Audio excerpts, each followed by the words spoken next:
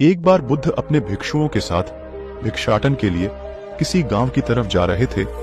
रास्ता लंबा था तो बुद्ध और उनके शिष्य थोड़ी देर एक पेड़ के नीचे आराम करके फिर से अपनी यात्रा शुरू की।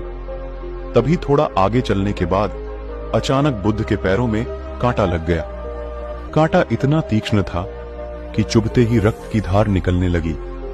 बुद्ध के भिक्षु ने रक्त को रोकने के लिए एक कपड़ा फाड़कर बुद्ध के पैर पर बांध दिया। जब बुद्ध ने नीचे देखा तो रास्ते पर और भी कांटे लगे हुए थे। यह देखकर बुद्ध ने अपने शिष्यों को आगे बढ़ने से रोक दिया। इस घटना को कुछ लोग देख रहे थे जो कि बुद्ध से ईर्ष्या करते थे, उन्हें पाखंडी और ढोंगी साधु मानते थे। उन्होंने बुद्ध से कहा कि हम तो तुम्हें परम ज्ञानी समझते थे, लेकिन दर्द को तुम भी सहन नहीं कर सकते हो और तुम भोले भाले लोगों के सामने अपने आप को देवता साबित करने की कोशिश करते हो। उन्हें अपना झूठा ज्ञान देकर उन्हें अपने जाल में फंसाते हो ताकि वो तुम्हें भिक्षा देते रहे। तुम पाखंडी हो और ये हमने सिद्ध कर दिया है। ये कांटे हमने ही बिछाए हैं। इस गांव में तुम्हारा स्वागत नहीं, तिरस्कार होगा। इस गांव में तुमको कोई भिक्षा नहीं मिलेगी। बुद्ध ने उन लोगों से अनुरोध किया कि कृपया करके मुझे इस गांव से भिक्षा लेने दो। बुद्ध के ईर्ष्यालुओं ने बुद्ध का उपहास बनाते हुए कहा कि अगर तुम्हें भिक्षाटन के लिए इस गांव में आना है तो तुम्हें अपने रक्त का बलिदान देना होगा। तुमको इस कांटों के रास्ते से गुजरना होगा। भगवान बुद्ध ने उनकी चुनौती को स्वीकार कर लिया और कांटों के रास्ते पर चलने के लिए अपने कदम बढ़ाने लगे।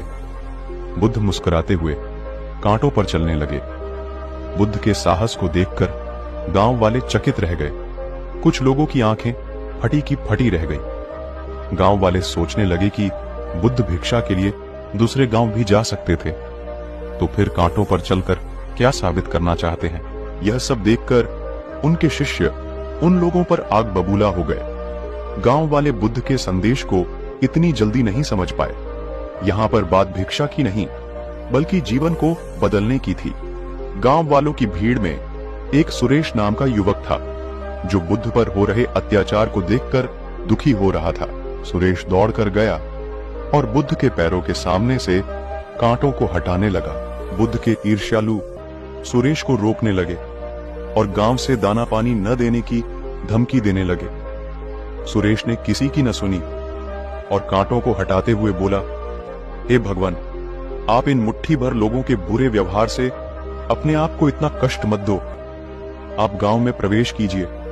बहुत सारे लोग आपको भिक्षा देने के लिए आतुर हैं। बुद्ध ने सुरेश को अपने पास बुलाया और आशीर्वाद देने लगे।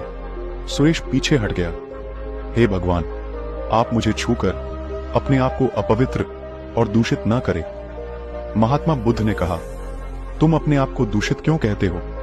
स्पर्श से कभी कोई भी दूषित नहीं होता है। मनुष्य तो लोभ, लालच, घृणा, ईर्ष्या से दूषित होता है। तुम्हारे अंदर तो प्रेम भरा है। तुम दूसरों का सुख चाहते हो। तुम तो पवित्र हो। बुद्ध के बोल सुनकर कुछ लोग बोले, तुम तो अपने आप को बड़े ज्ञानी कहते हो। तुमको जाति का कोई ज्ञान ही नहीं है। तुम पाखंडी हो। बुद्ध बड़े ही शांत स्वभाव से कहते हैं, मानव से मानव की मानवता छीनना पाखंडी की निशानी है। मुझे पाखंडी बोलकर यदि आपको संतोष मिलता है तो मेरे लिए दुख का कोई विषय नहीं है। कुछ लोग बुद्ध पर बरस पड़े, परंतु यह तो धर्मशास्त्र है, फिर यह पाखंड कैसे हुआ?